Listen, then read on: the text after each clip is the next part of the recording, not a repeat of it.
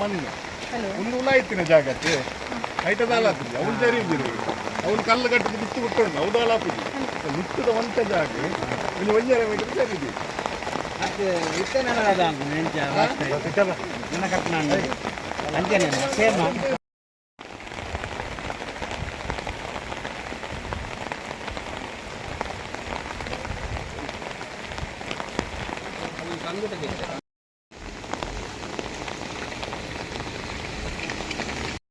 ನಾನು ಚಂದ್ರಶೇಖರ್ ನಾರಾಯಣ್ ಮಾಲಿಂಗೇಶ್ವರ ಮಹಾಮೂರ್ತಿ ದೇವರ ವ್ಯವಸ್ಥಾಪನಾ ಸಮಿತಿಯ ಸದಸ್ಯನಾಗಿದ್ದೇನೆ.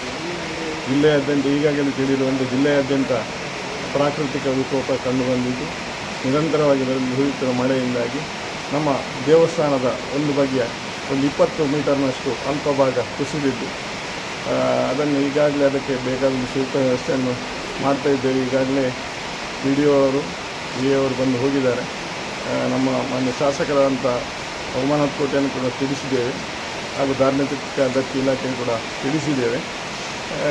ಮಳೆ ನಿಂತ ಕೂಡಲೇ ಅದನ್ನು ಸೂಕ್ತ ರೀತಿಯಲ್ಲಿ ನಾವು ಸುಭದ್ರವಾಗಿ ಕಟ್ಟುವಂಥ ವ್ಯವಸ್ಥೆಯನ್ನು ಮಾಡ್ತೇವೆ.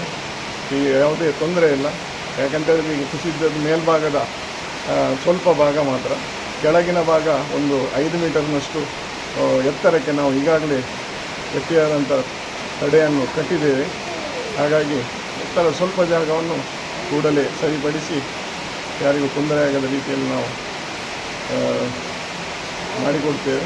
ಹಾಗೂ ಈ ದೇವರ ದಯೆಯಿಂದ ಯಾವುದೇ ಅವಘಡಗಳು ನಡೆಯಲಿಲ್ಲ, ಮುಂದಕ್ಕೆ ಕೂಡ ನಡೆಯುವುದಿಲ್ಲ.